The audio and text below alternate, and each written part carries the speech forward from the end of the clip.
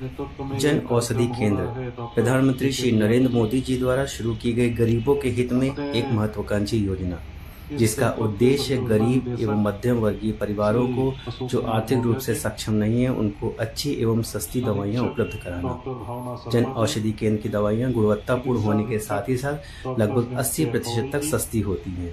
यदि किसी व्यक्ति का ब्लड प्रेशर, ब्लड शुगर एवं थायराइड की दवाई चल रही है तो माह में कम से कम 4,000 रुपये की उसकी दवाई हो जाती है।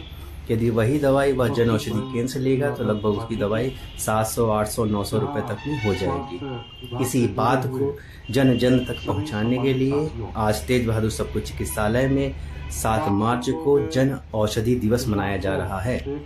इस अवसर पर माननीय सांसद श्री प्रवीण पटेल जी की अध्यक्षता में एक कार्यक्रम आयोजित किया गया, जिसमें तमाम चिकित्सा अधिकारी, कर्मचारी सहित जन प्रतिनिधियों ने भाग लिया।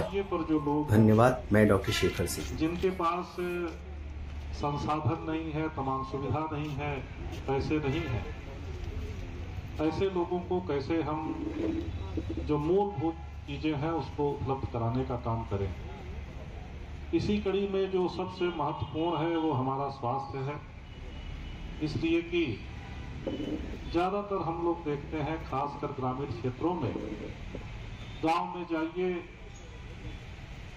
तो बहुत सारी ऐसी आबादी है जिनके सामने ये संकट होता है। उनकी अगर कोई बीमारी हो, कोई समस्या हो, तो सबसे पहले यही सोचते हैं कि भाई हमारे पास पैसा नहीं, हमारा इलाज कैसे हो सके।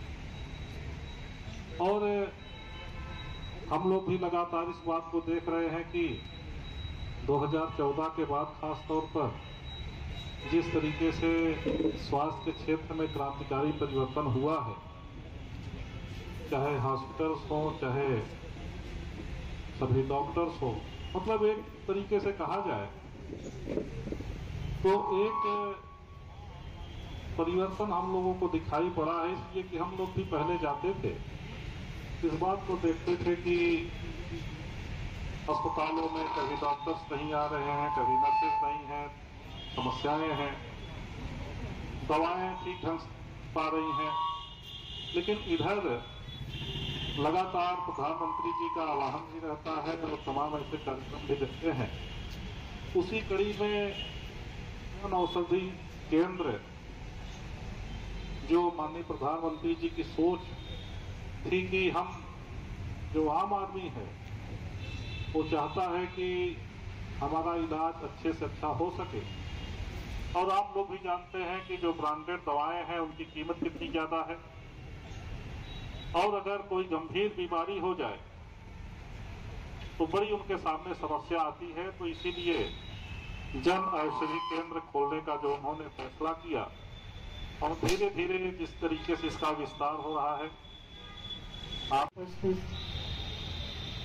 इस देश की आधी आबादी मातृशक्ति के रूप में हमारी यहाँ पर बैठी हुई बहनें,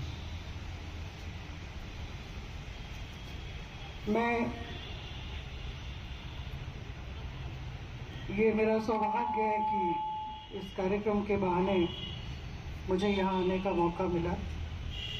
और अभी बहुत ही सुंदर आयोजन और बहुत ही अद्भुत और अकल्पनीय महाकुंभ का यहाँ आयोजन हुआ। इस प्रयागराज की धरती पर दूर दूर से लोग आए, उसकी भव्यता ने सबको मोहित किया। निश्चित तौर पे यहाँ की मिट्टी में एक अलग ही ऊर्जा है। और क्योंकि महिला दिवस भी, तो मैं यहाँ पर आप सभी को इसके लिए भी शुभकामना देना चाहती हूँ। आज जिस कार्यक्रम के निमित्त हम यहाँ पर आए हुए हैं,